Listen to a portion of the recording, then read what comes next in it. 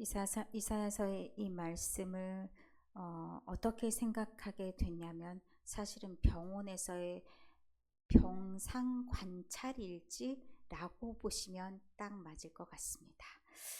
병원에 입원을 해서 병실에 있다 보면 왜 병실에 입원했는지 이야기가 레파토리가 다 나오죠. 그 이야기들을 참 들어보면 가관이다라는 생각이 듭니다. 특별히 남자 환자들을 집단으로 모아놓은 이 자리에 주로 등장하는 내용들이 딱 두 가지 원인을 찾을 수 있을 것 같습니다. 보통 처음으로 오신 분들은 많지 않고요. 연세가 있는 분들일수록 병에 병을 더하여, 병에 병을 더하여 어쩌라고, 이런 정도로 여러 가지 병을 끌고 오는 경우가 참 많이 있습니다. 그 병에 병을 더한 이유가 뭐냐? 두 가지로 딱 요약할 수가 있더라고요.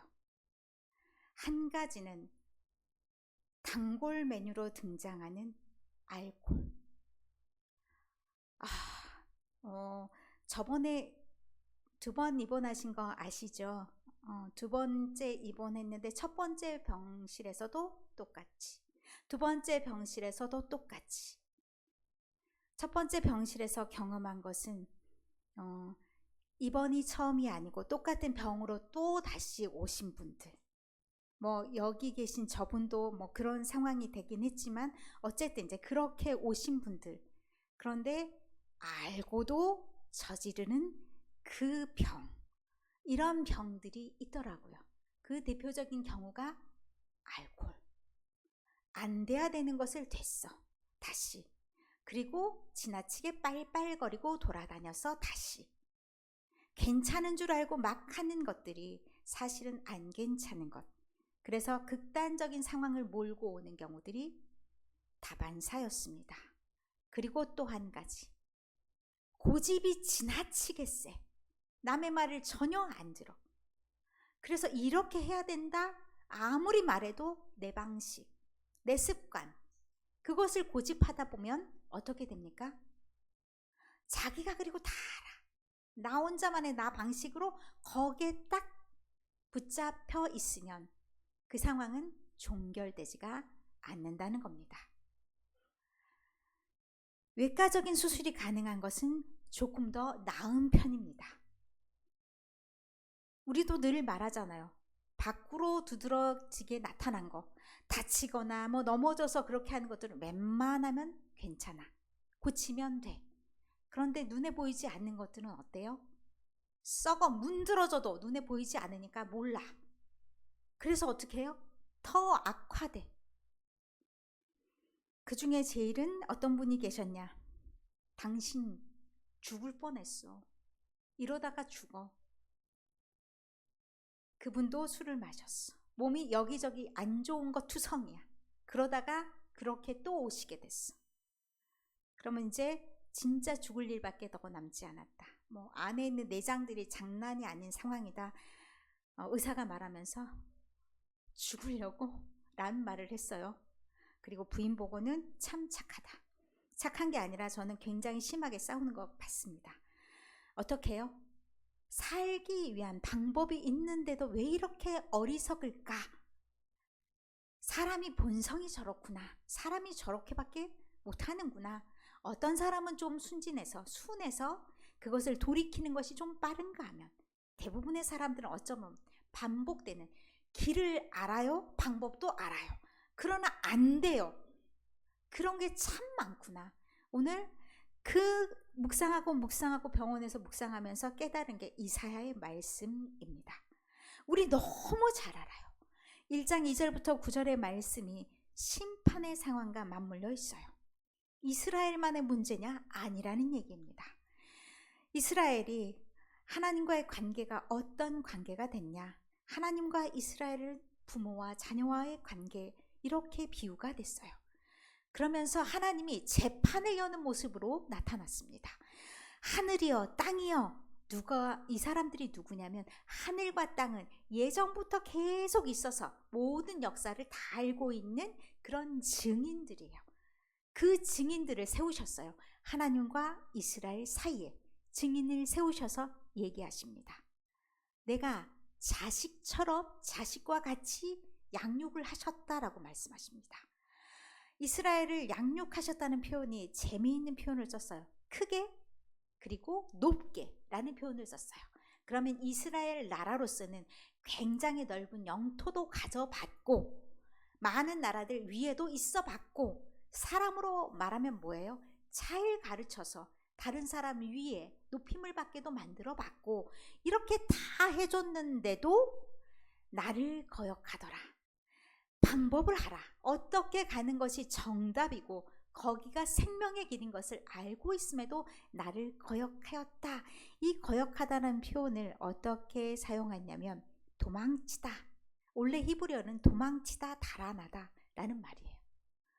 너무 잘 아는데 여기에 딱 붙어 있으면 내가 살 수 있어, 이걸 아는데도 불구하고 멍청하게 그지없어. 안 좋은 길임에도 불구하고 어디를 가요? 달아나. 사람이 그러잖아요. 안 좋은 것인 줄 알아. 그런데 다른 길을 가봤어. 그래서 거기에서 뭔가 자기가 재미를 느껴봤어. 안 좋은 줄 알면서도 어떻게 해요? 계속 반복하는 거예요. 그 알코올 중독됐던 사람들이 왜 그래요? 그 맛을 알아. 아마 취해서 막 세상사 다 잊고 싶어. 복잡한 것도 다 잊고 싶어. 자기 앞에 있는 문제도 다 없는 것처럼 생각하고 싶어. 그 맛을 알아. 습관적으로 안 해도 되는 것들, 해서는 안 되는 일을 반복하는 거잖아요. 반복해. 그래서 옳은 길에서 벗어나, 달아나. 잘못된 길로 계속 가 있어. 그렇게 하는 거다. 그래서 그 길이 어떤 거랑 똑같냐면 소나 나귀보다 못하다라고 말합니다. 소도 말을 잘 안 들을 때는 어떻게 해요? 곱비 뚫어서 끌고 갑니다. 이랴 하면서 그렇게 끌고 가면서 제대로 길을 가도록 만들죠. 그런데 소나 나귀는 더 말 안 들어요. 그런데 소보다 나귀보다 더 말을 안 들어. 주인을 알아보지 못하는 게 부모를 알아보지 못한 거하고 똑같다는 거예요. 기른정에 대해서 참 많은 생각을 하게 되죠. 나은 정보다 저는 참 기른정이 무섭다라는 생각을 많이 하게 됩니다. 저도 이번에 저희 큰 형님의 은혜를 참 많이 받았습니다. 밥해 주셔. 맨날 왔다 갔다 밥해서 날리시기도 하고 전화 오시기도 하고, 또 혹시 환자에게 이것이 좋을까요? 만들어. 바리바리 또 싸서 보내셔. 그것도 모자라 전화 와. 또 해줄까? 또 전화 와. 뭐가 맞더냐? 전화 와. 기른정이에요. 어렸을 때부터 기른정이 참 무섭다라는 생각을 해요. 누가 엄마인지 모르겠다. 그 정도 길렀으면, 그러니까 눈에 밟혀서 잊혀지지 않아서 보이지 않으면 마음이 불안한 그런 상태가 되는 거예요. 하나님께서 이 백성들에 대한 마음이 그렇다는, 하나님의 자녀들에 대한 마음이 그렇다는 건데, 백성들은 어때요? 원래 그렇죠. 부모 자녀 간에. 자녀는 어때요? 잘 잊어요. 자기가 경험해보지 못한 이상 그것을 어떻게 길렀는지, 그 과정이 얼마나 힘든 건지 잘 알지 못하죠. 그런데 눈에 보이지 않는다고 달아나서 모른 척해, 아닌 척해, 자식이 아닌 척해, 그렇게 살아가고 있는 것을 내 백성은 깨닫지 못한다라는 말로 표현을 해요. 그런데 저는 알아도 깨달아도 그런 표현이 덧붙여져야 된다는 생각을 했어요. 우리가 하나님의 말씀을 많이 들어요. 그래서 길을 알아요. 모르지 않아요. 그런데 잘 안 돼요. 왜냐하면 우리가 살아온 습성이 우리를 발목을 딱 잡고, 그리고 그 맛을 알아. 그래서 쉽게 돌이켜지지 않는 것이 오히려 우리의 문제가 아닐까라는 생각을 하게 됩니다. 그래서 4절의 말씀에 어떻게 하나님께서 표현을 하시느냐. 슬프다. 마치 장례를 치를 때 곡하는, 꺼이꺼이 울면서 곡하는 것과 똑같은 그런 감탄사가 슬프다, 호라는 감탄사예요. 슬프다, 범죄한 나라요. 이 범죄라는 것이, 자, 말씀 보여주실래요? 4절. 범죄라는 것이 어떻게 되냐면, 히브리어의 하타에서 관역이 있어요. 화살을 쏘려면 관역을 맞춰야 되죠. 관역을 맞춰야 되는데 관역에서 딱 빗나가요. 관역을 잘 조준해야 되죠. 그런데 애써 달아나는 사람들이 관역이 맞겠어요? 달아났어. 그런데 그 달아나는 것이 이게 우리 언어에는 없는 그런 형태가 있어요. 계속해서 반복해. 아예 작정한 것처럼 잘못된 길에서 잠깐 좀 돌아온 듯해. 그러나 다시 반복. 범죄하는 것이 습관적이다라는 것을 범죄한나라요 라는 히브리어에 담고 있어요. 이 단어 하나하나가 사실은 다 다르거든요. 그리고 허물을 지고 있다라고 얘기해요. 이 허물이 원래 히브리어는 케베드 이온이란 뜻이어서 무거운 짐이에요. 무거운 짐을 지고 있다는 거예요. 무거운 짐을 지고 가면 얼마나 힘이 들겠어요? 그럼 무거운 짐을 지고 있는 것처럼 그들의 잘못된 지약을 지고 있다. 계속해서 반복해서 죄를 지어서 우리가 어깨에 그 짐을 지고 가는 거하고 똑같다라고 얘기를 해요. 그래서 행악의 종자다라는 표현을 썼죠. 저것이 씨앗이에요. 씨앗. 나쁜 씨는 어떻게 됩니까? 계속해서 나쁜 씨가 나와요. 나쁜 열매를 거둬요. 어떤 한 사람의 잘못이라기보다는 부모가 잘못했어, 자녀도 잘못했어, 쌓이고 유전자 안에, DNA 안에 나쁜 게 있어요. 저에게도 나쁜 DNA가 있어요. 대장. 나쁜 DNA가 자녀에게도 갔어요. 대장. 그런 DNA가, 나쁜 DNA가 있다는 거예요. 그러면 어떻게 해요? 굉장히 조심하고, 내가 혹시 그러면 안 되지, 나는 이런 걸 조심해 라는 게 경각심으로 남아 있어야 되는데, 그럼에도 불구하고 계속해서 반복한다는 거예요. 행위가 부패한 자식이다. 이 부패하다는 표현이요, 나만 부패한 게 아니라 남을 부패시키기도 하다라는 뜻까지 포함합니다. 그러면 나만 잘못되는 게 아니에요. 내가 잘못되면 누가 잘못돼요? 내 자녀가 잘못돼요? 내 주변에 있는 사람도 망하게 해요. 같이 망하자는 거예요. 그렇게 계속 같이 망하는 분위기를 만들어가고 있다. 한 사람이 잘못해, 또 한 사람이 잘못해, 다 같이 그런 분위기가 되고 있어서, 이러다 결과적으로 어떻게 됐냐, 여호와한테 우리에게 떠나자, 이런 상황이 됐다는 거예요. 그래서 버리고 물러가고 아예 길이 다르게 그렇게 돼 있다는 것을 2절부터 4절까지 말씀하셔요. 하나님께서 탐복하면서 탄식하면서 하나님의 자녀와 하나님의 관계를 이렇게 나타내시는 거예요. 그러면서 지금의 상태를 말씀해 주는데, 5절부터 7절의 말씀에 지금의 이스라엘의 상태가, 어찌하여 매를 더 맞으려고 패역을 더하느냐, 거듭하느냐 말씀하세요. 패역이라는 것이 길이 아예 잘못된 길에서, 진실에서 벗어났다, 바른 길에서 벗어났다 라고 말씀하시는 거예요. 계속 반복해서. 그런데 하나님이 경고를 안 해주셨냐? 경고를 해주셨다 말씀합니다. 매를 더 맞았다 이런 표현을 쓰죠. 예전에는 사실은 잘못된 것을 고치기 위해서 매를 들었습니다. 요즘에는 매를 들지 않고 말로써 교훈하는 방법들을 얘기합니다. 이 교훈하다는 것에서는 자세를 교정하다는 뜻이 있습니다. 잘못된 것을 바른 것으로 고치다라는 뜻이 있습니다. 그래서 잘못됐을 때 고치도록 하기 위해서 체벌 같은 것을 하죠. 무조건 감정적으로 때리면 그건 문제가 되겠지만, 이러이러한 잘못을 범했을 때는 서로가 약속하에서 그렇게 한다라는 것은 어느 정도는 용납되었던 것이 옛날의 문화입니다. 그래서 그렇게 이런 말씀들, 잠언 3장 12절 말씀 보여주시겠습니까? 잠언 3장 12절. 잠언 3장 12절의 말씀에 징계를 경히 여기지 말라라는 말씀을 하고 있습니다. 올바르게 가르쳐 줄 때 그것이 아버지가 아들을 경계하는 것처럼, 그렇게 하나님이 자녀들을 경계할 때도, 하나님이 나를 사랑하시기 때문에 이렇게 바르게 고쳐 가시는구나 라고 받아들여야 된다는 얘기입니다. 저 매가 진짜 우리가 딱 맞은 그런 매라기보단 여러 가지 우리가 어려움에 처할 때 어떻게 받아들여야 되는지를 말씀하는 겁니다. 하나님께서 우리에게 바르게 잘 되기를 바라는 그런 이상적인 모습이 있죠. 그 이상적인 모습대로 참 잘 안 되는 것이 우리의 모습입니다. 이상적인 모습으로 바라는 것이 있는데 고치는 방법은 다 다릅니다. 제가 이 비교를 제 경험한 바에 의하면 하나병원과 중앙대병원으로 하겠습니다. 중앙대병원은 미니멈 최소한의 치료를 하는 주입니다. 그러니까 보존법이라고 얘기를 합니다. 예를 들면 어디가 좋지 않아요? 대장계실이 생겼어요? 그러면 가능하면 약으로 처방하는 방법, 그래서 보존하는, 대장을 보존하는 방법을 취하는 게 어떤 방법이냐? 우리 중앙대 주치 교수님입니다.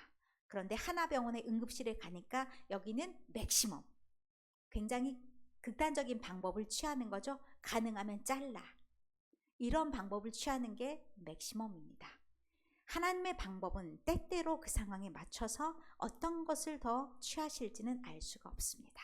그런데 우리가 그 방법, 우리가 하나님이 나에게 지금 뭔가를 조정하기를 원하신다라는 느낌이 들 때가 있습니다.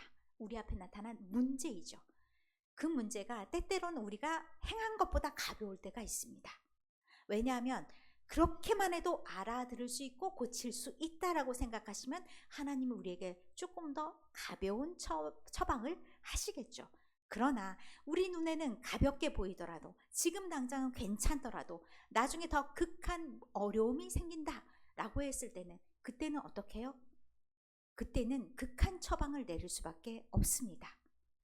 그렇기 때문에 우리가 그 처방이 나한테 너무 무거워요, 너무 과한 것 같아요, 나한테 어떻게 이러실 수 있어요? 라고 말할 수가 없다는 겁니다. 왜냐하면 우리는 살아가는 과정에 있는 존재지 다 산 사람이 아닙니다. 그래서 지금 현재가 우리에게 어떤 의미인지를 알 수가 없습니다. 이번에 우리가 병원에 가서 대장 내시경을 했습니다. 저분이 대장 내시경을 했는데 개실은 2개밖에 없으나 앞으로 처할 어려움도 얘기하셨습니다. 앞으로 한 번 더 이런 어려움이 생기면 사실은 극단적인 처방을 할 수밖에 없다, 본인임에도 불구하고 이렇게 얘기를 하시더라고요. 왜냐하면 그게 지금 당장에는 적게 보인다 할지라도 앞으로 미칠 영향이 생명에도 영향을 주면 어쩔 수 없다는 겁니다. 하나님이 보시기에 우리에게 주신 처방도 지금 당장에 괜찮아 보인다 할지라도 이걸 그대로 놔두면 더한 일이 일어나면 어쩔 수 없는 겁니다. 그런데 그것 때문에 우리는 아파서 어째서라고 말하면서 바로바로 그 하나님의 처방에 받아들이지 못한다면 우리의 결과가 어떻게 일어날지 우리는 알 수가 없다는 겁니다. 그러면 그 처방에 우리는 어떻게 대응해야 되겠습니까? 아직 쌩쌩한 부분이 있어, 아직 우리가 뭔가를 할 수 있어, 이 부분이 8절 9절의 말씀입니다. 지금 다 무너진 것 같고 다 불탄 것 같고 남아있는 게 아무것도 없는 것 같지만 그 상황에서 하나님이 남기신 게 있다는 것이 8절 9절의 말씀이라는 겁니다. 무엇이 남았냐? 딸 시오는 포도원의 망대같이. 그럼 뭡니까? 포도원이 넓어요. 그런데 망대는 일부죠. 그리고 참외밭의 원두막. 참외밭이 넓어요. 원두막이 큰다 한들 참외밭만 하겠습니까? 극히 일부만 남았어. 그럼 바라보는 마음이 어때요? 내가 어떻게 이걸 가지고 살 수가 있습니까? 난 이렇게 살 수가 없습니다. 내 마음이 그래서는 안 된다는 거예요. 내 마음은 어때요? 내 마음은 나의 상황을 최대한으로 볼 줄 아는 눈이 있어야 되는 거예요. 하나님이 지금 이렇게 하시는 이유는 내가 더 큰 일을 당하지 않게 하기 위해서 미연에 방지하도록, 내가 알지 못하는 그 큰 일들이 더 일어날까봐 미연에 방지하는 것이다 라고 바라보는 눈이 있어야 된다는 겁니다.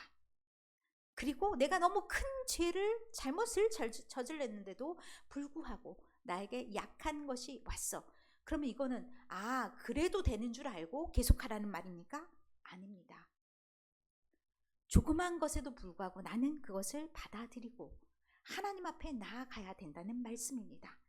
하나님 앞에 그 문제를 가지고 나아가면서 하나님의 처분을 기다려야 된다는 겁니다. 그리고 내가 무엇을 잘못했는지 하나님 눈 앞에서 하나님께서 나에게 지적해 주시기를 바라는 그 마음이 있어야 된다는 겁니다. 우리가 그 문제를 심각하게 받아들이지 않으면 우리는 그 문제 때문에 영영 하나님과 결별하고 멀어질 수가 있다는 겁니다. 그렇기 때문에 우리의 수고, 우리의 노력이 끝까지 제대로 가는 길이 되기 위해선 우리는 우리 스스로를 너무 호락호락하게 내버려 두어서는 안 된다는 말씀입니다. 우리 스스로가 호락호락하게 되면 우린 반복적으로 잘못되게 살면서도 문제인지 몰라요. 그 문제를 가지고 하나님께 나아오되 내 수고와 내 노력이 최후에 하나님 앞에서 인정받을 때까지 우리의 경주를 다해야 됩니다. 우리가 때때로 우리의 문제 앞에서 지치고 쓰러질 때가 있습니다. 뭔가 하나님이 경고하시고 나를 고쳐나가시는 것 같은데 내가 문제를 잘 모르겠어. 또는 너무 그 기간이 긴 것 같아.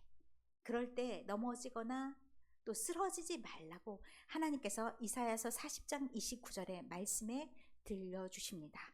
피곤한 자에게는 능력을 주시겠다 하셨습니다. 우리가 능력이 없으면 힘을 더하시겠다 하셨습니다. 우리가 잊지 말아야 될 것은 피곤하고 지칠 때 또는 내 힘으로 도저히 안 된다고 생각될 때 이 말씀을 마음에 새기십시오. 피곤한 자에게는 능력을 주시며 무능한 자에게는 힘을 더하십니다. 이 말씀이 여러분의 있기를 바랍니다. 그리고 또한 우리가 이것이 어느 한순간에 잘했다 못했다가 아니라 끝까지 간직해야 할 이유가 있습니다. 믿음의 주요 또 온전케 하시는 이인 예수를 바라보자. 그는 그 앞에 있는 기쁨을 넘겨주세요. 그 앞에 있는 기쁨을 위하여 십자가를 참으사 부끄러움을 개의치 아니하시더니 하나님 보좌 우편에 앉으셨느니라. 아멘. 예수님께서도 이 땅에서 여러 가지 수고와 어려움을 경험하셨습니다. 본인의 잘못이 아닙니다. 그러나 참으셨습니다. 앞으로 있을 일은 참으로 영광스럽고 참으로 기쁜 일이기 때문에 참으셨다라고 말씀하십니다. 우리가 어려운 일이 있을 때 우리도 예수를 바라보기를 원합니다. 우리 앞에 놓여 있는 것이 계속적으로 어려움과 힘듦이 아니라 우리에게 기쁨을 주시고 또한 영광스럽게 하실 그날이 있음을 믿으시면서 앞날에 그 앞날을 더 하나님께서 찬란하게 만들어 주실 것을 기약하면서 오늘 우리가 고쳐야 될 것, 우리가